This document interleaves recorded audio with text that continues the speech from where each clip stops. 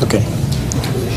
So I just got the go-ahead signal from the AV staff at the back. I'd like to thank the organizers for giving me an opportunity to talk about something that's near and dear to our hearts at the University of Michigan, which is incorporating most of the recent advances in genomic technology into everyday pathology. And what's relevant to the talk today is the title, Genomic and Molecular Pathology, Pursuit of Content-Rich Reports. So what I'm going to try and do is I'm going to give you a perspective of how far pathology has come, and some of you are better aware of this than I am. And the information challenge I will pose in a series of questions towards the end of the talk. For the most part, the issues that I deal with daily in my clinical work is talking to clinicians and other pathologists who request molecular tests. And despite the sophistication and the deluge of information that we're getting that needs to be better managed, most of the answers that I have to provide are relatively simple because the questions are very simple. I have no disclosures, but I'll welcome any opportunity to declare some at some point. So as I mentioned, as an outline, I'll talk about the evolution of diagnostic testing and evaluation of cancer. I use cancer as the paradigm for a lot of the talks I give because I'm a hematopathologist by training. I also am a card-carrying molecular pathologist. I direct molecular pathology diagnostics lab at Michigan. And we've chosen to focus on cancer, acquired somatic mutations that underscore a lot of malignancies. I'll talk about the evolving requirements for informatics input and reporting of tests in molecular oncology, the imminent challenges for pathology informatics in what I call next generation pathology, and I'll summarize in the context of questions. So I'll start by showing you this picture. This is Giovanni Morgani, which I'm sure a lot of you will remember from your studies in the history of pathology. And this guy changed a lot of the way in which pathology was practiced. He's known as the father of anatomic pathology.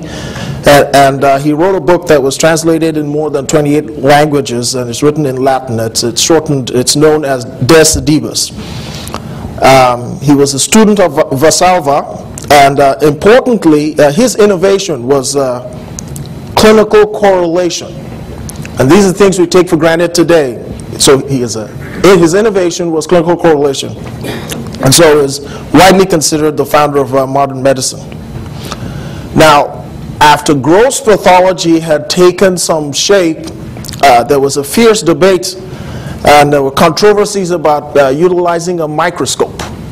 And again, a lot of the anatomic pathologists in the audience can't possibly imagine how that would have been the case, but it took somebody's courage to use a tool at that time, which was a microscope, to study things that were considered written in stone by gross pathologists at that time.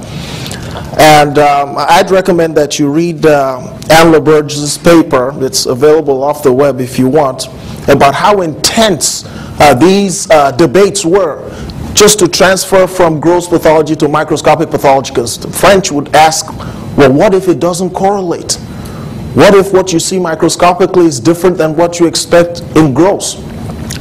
So fortunately for us, pathologists adopt new technologies very often, and this guy, Rudolf Virchow, instead of getting into an argument, just went ahead and did it. And that's the recommendation that we're making with the adoption of new technologies. So pathologists traditionally shouldn't be scared of using new technologies. You just adopt them, and you will be in the position to determine whether they add value to patient care.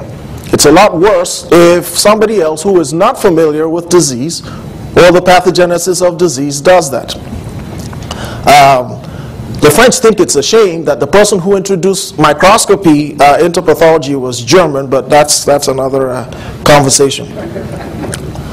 So It's important to recognize, since we're talking about content-rich reports, that diagnostic reports track incorporation of novel techniques into diagnosis. So you can imagine in the days of Morgani, all that would have been in his report would have been a description of the clinical history, which is something that he innovated and incorporated in his pathology report, and the gross description, because there was no microscopy. And when Virchow introduced microscopic description, that lasted virtually a century, and then there was some histochemistry, and then the standard format for a pathology report was developed, and many of us have used this. So you describe the tissue, you describe the organ, you decide what side it comes from, you have a unique identifier, and you issue a diagnosis based on the preceding information. Due to work that was done by people who were able to develop monoclonal antibodies, and subsequent to that, antibodies that were recognizing paraffin-resistant epitopes were able to do paraffin immunohistochemistry. Now, the younger people who are trainees will take this for granted and assume that this has always existed. But when I was a resident, only a handful of antibodies were available by flow, and only a few for frozen section immunohistochemistry. And the explosion with paraffin section immunohistochemistry occurred subsequently afterwards. Now, the difficulties that were experienced at that time did not prevent pathologists and entrepreneurially minded people from trying to take advantage of this and incorporating things into pathology reports, and this has made our diagnosis better. Subsequent to that, people discovered, or prior to that actually, but not in a parallel track, Peter Knoll and David Hungerford discovered the first recurrent aberration associated with cancer. And this was refined by Janet Rowley, who defined a lot of the terms we use in classical cytogenetics. So for instance, she defined the terminology of chromosomal translocation. So now we can add classical cytogenetics into the diagnostic workup of cases in pathology, and you'll see that these were incorporated, as one of the previous speakers said, in hematopathology, because somehow it lends itself to incorporation of new techniques, and the report structure continued to remain the same. Following classical cytogenetics, people will now develop probes, and we were able to do fluorescence in situ hybridization for detection of chromosomal translocations, gains and losses, and so on. And then the molecular era came in, and we started developing clonality tests, which initially started with southern blots and then PCR. And after a while, there became an explosion of translocations and structural alterations that were characteristic of different kinds and frequently pathognomonic of different kinds of hematologic neoplasms, and they became required in many cases to be able to execute a proper diagnosis. So now the pathology report includes molecular studies, and you can see where I'm going with this, that things get incrementally added, and the reports are getting bigger, and it's harder now to focus on what the essence of the information that you're trying to transmit to the clinician is. And these are the kinds of questions I get on a daily basis. So somehow somebody orders a test for which they are not familiar with significance, and when they get a result, they ask me, what does it mean? And this is in the era of next generation pathology. Now, everyone in the audience is familiar with the fact that the WHO book requires that you incorporate as many of these adjunctive technologies together, the results from them, in the classification of neoplasms, and especially in hematopathology. So diagnostically, this defines specific categories, and these also have prognostic information, and as you've heard previously, therapy. And I'm going to use two case examples that everybody is familiar with, but just to make some points. So to return to the issue of the pathology report, one would hope that it would contain some coded and protected patient identifier, so we know that the diagnosis we issue actually belongs to the patient and that's not for public consumption. It should contain a presumptive diagnosis that's useful to the clinician or whoever is managing the patient. And these days, patients are taking as much interest in their diagnosis as who it is that's treating them. So, and they're very frequently very knowledgeable. It should establish the source of the biopsy material, the procedures and tests performed, the results and interpretation, again, offer a diagnosis. Ideally, you want it to be succinct. And from what I told you previously, the reports are getting longer and longer because we're doing a lot more to be able to effectively and accurately characterize a case. It needs to be clear. It needs to be accessible to the clinicians. There are times we've made diagnoses that the clinicians have never heard of. And it needs to be informative on prognosis and therapy. So the example I'm going to use the evolution of diagnostic testing and evaluation of myeloid leukemias. My first example is that of chronic myelogenous leukemia, with which everybody is familiar. And it accounts for 15 to 20% of leukemias. It's a myeloproliferative disease that originates in an abnormal pluripotent bone marrow stem cell, median age 45 to 55, and it has 3 phases. It's characterized by recurrent alteration that leads to activation of the Abl tyrosine kinase. The recurrent alteration is the 922. We can monitor the presence of the 922 using one of several different techniques. You can see it by conventional cytogenetics, by FISH. These days we can quantitate it using real-time PCR very successfully, and this is part of the diagnostic workup of these patients. It's important to recall that BCR-ABL correlates with disease activity. It's useful for monitoring minimal residual disease and genetic recurrence. So this is an important paradigm shift. So now we're in a realm where we can measure disease activity by a change in a molecular event. So you don't necessarily need to wait for the patient to be symptomatic. You're using a molecular event as a surrogate for disease activity. And that, the person who sits in the position to make that call is the pathologist. So my statements go back to those of the previous speakers, where we're enjoying a position where the information that we provide is really, really critical to the diagnosis, monitoring, prognosis, and treatment of patients, and we need to take advantage of it.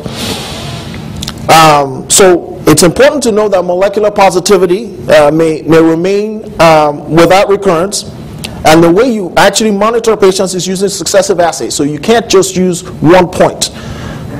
And it's important to know that every now and then 6 to 16% of adults may show positivity using RT-PCR for BCR-ABL. So that therein lies the necessity for you to be able to match this with the clinical activity of disease and monitor progress.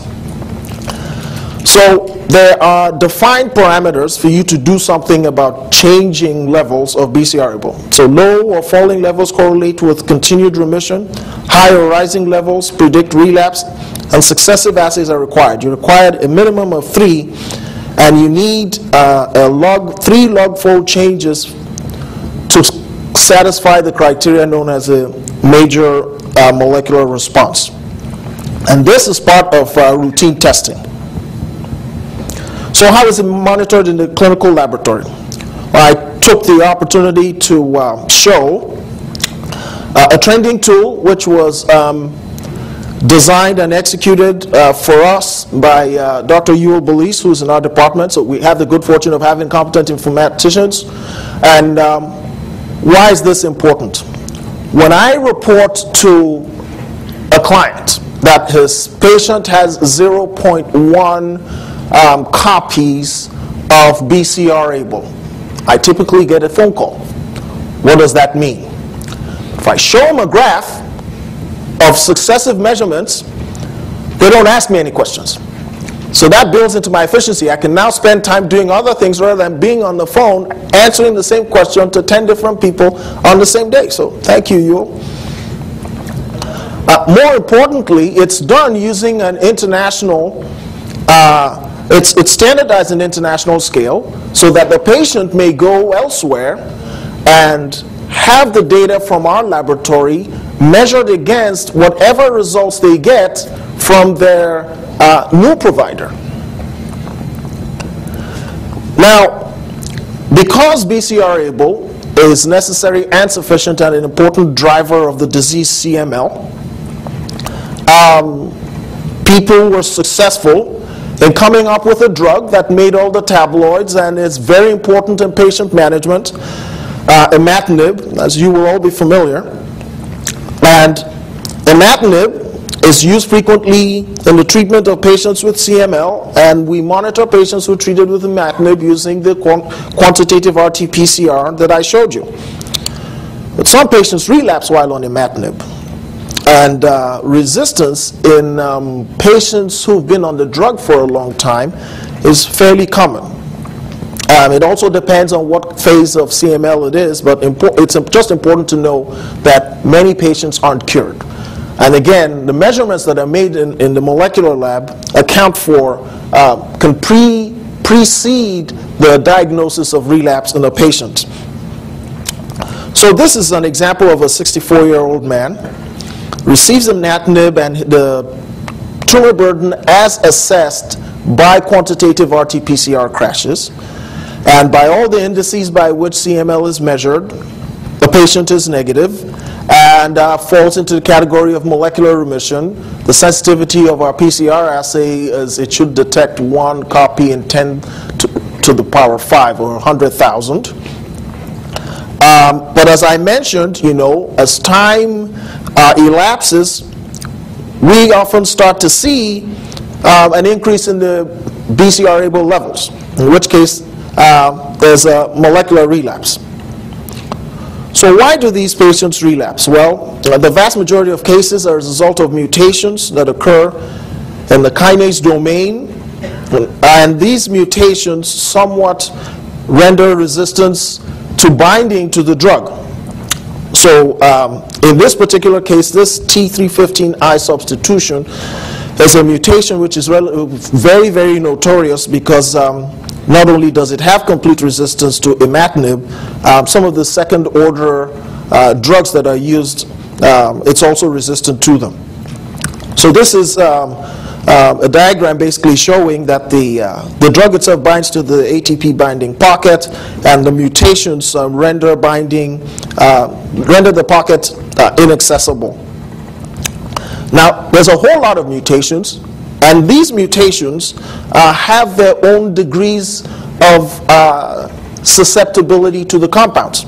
So we now have a lot of information about mutations, and all mutations are not born the same.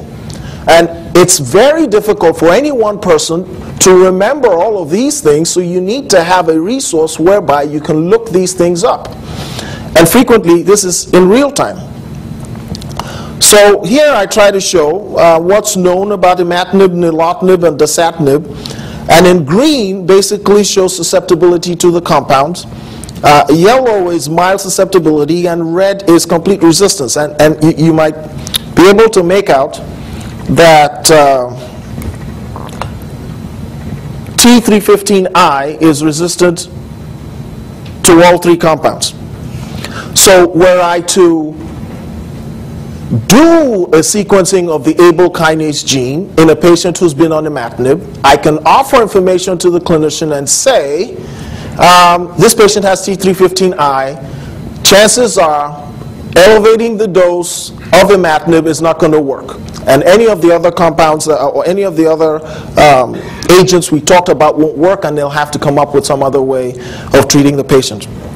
And this is what some folks refer to as dynamic precision medicine, because the tumor environment itself, the tumors themselves, have a dynamic genome.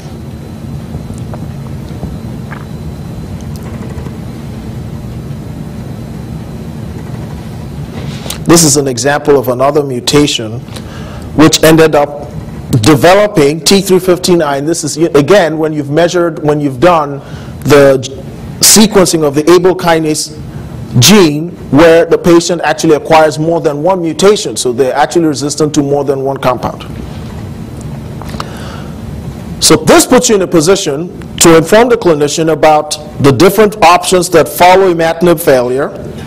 And the consequences of this failure are very severe for the patient. In particular, allogeneic marrow transplant, the second and third order Abl kinase inhibitors, many of them are not successful in this patient. So everything I've mentioned has been done in singleton. So we do one test for one indication, and for the most part, they're requested by a clinician. These days, we're impacted by disruptive technologies which leapfrog the ability to do things in multiplex, but rather give us all the information about the genome. And I'm not going to spend the time talking about the technologies that you use to do next generation sequencing. It's just important for you to know that they're here today and they're used in informing patient care. So the example I'm going to use is acute myeloid leukemia, and I'll illustrate this with a case. 49-year-old male presented with the chief complaint of fatigue, was found to be pancytopenic, underwent bone marrow aspiration and biopsy, and the hematopathologist in the audience would recognize blasts, completely overrunning the bone marrow. If we were to use the old classification, which was descriptive and based on observation, we would have, or perhaps 8 or more thereabouts categories, which were based on our ability to recognize granules, show reactivity for some granules. Some of the younger people in the audience will probably never have to learn this, but this was the holy grail when I was a trainee. But then when people introduce cytogenetics to further understand AML, it was clear that there were well-defined prognostic groups that could not be resolved by looking just at right green cell stains or using the FAB classification.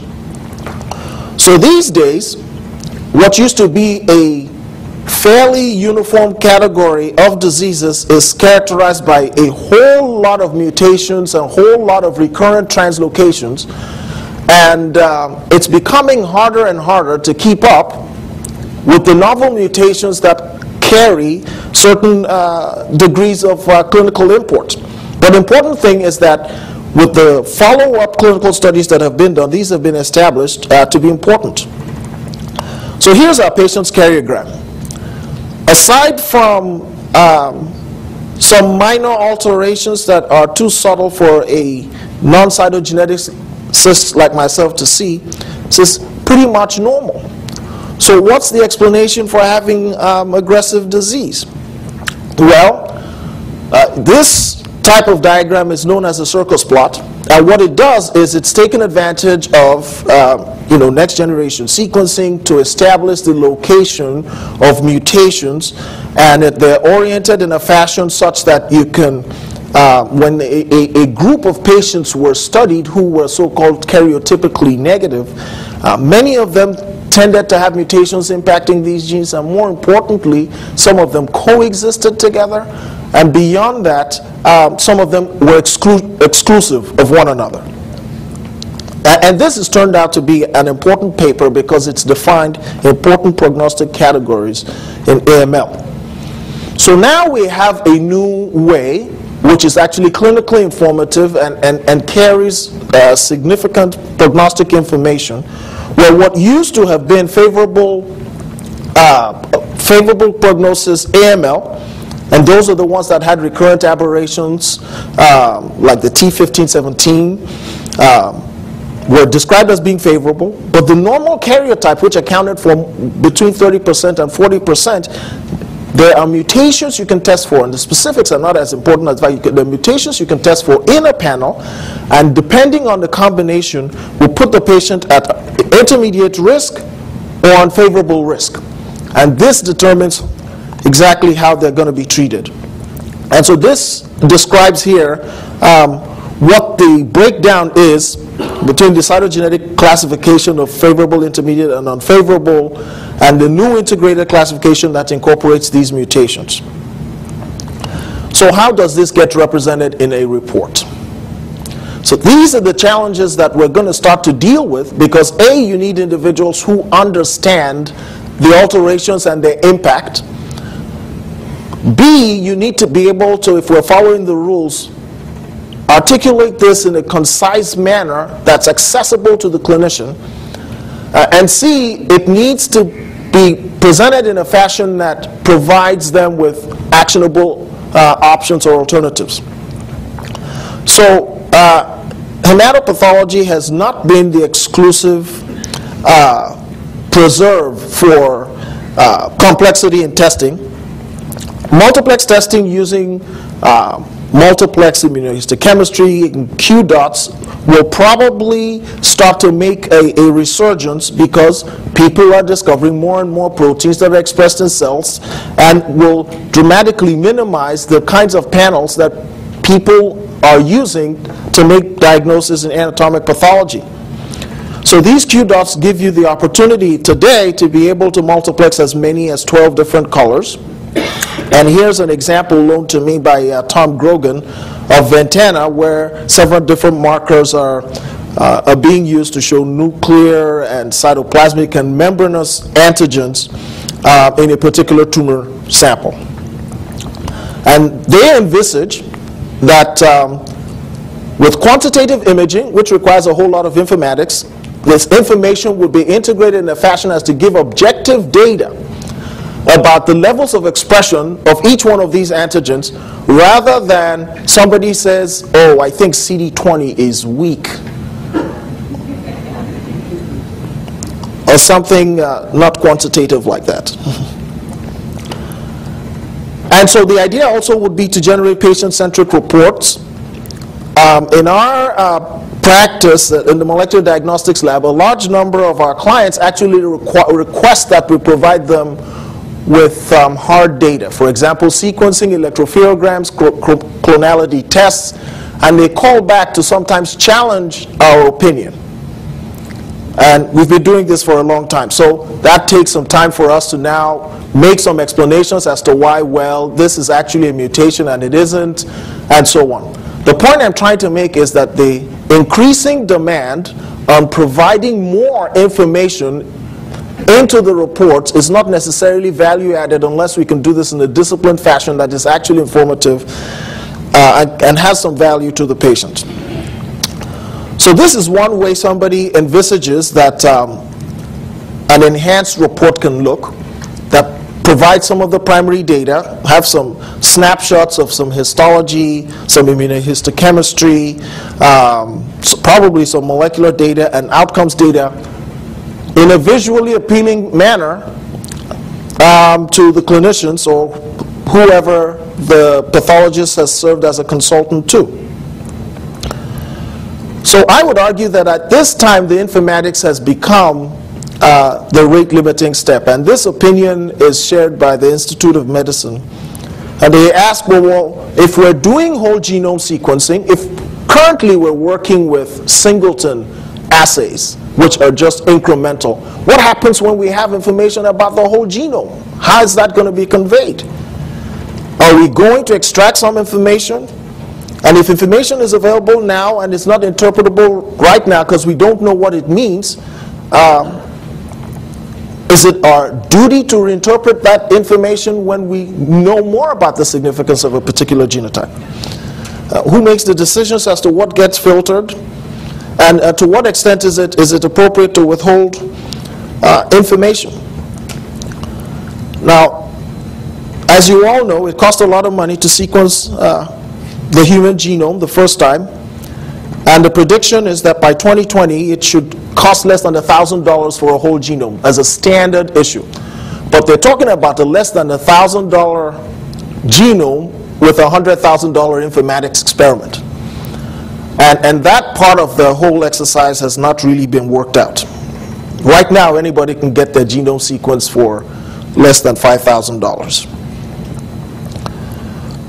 In the cancer space, the expectation is that whole genome analysis will be done multiple times, because as we're using some of these precision drugs that you've heard about, the tumors themselves will adapt, and following their adaptation, they'll develop new mutations which we need to chase with different new drugs. So these are critical things that need to be built into how we decide that we're going to be building enhanced reports and decide where the value will be in what we choose to report. Now, there are many vendors for genomic sequencing. They have different pipelines. Some of them are not compatible with one another.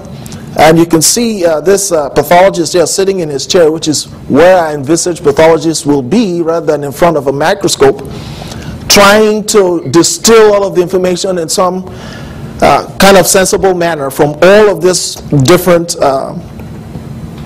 sources through some integrated pipeline.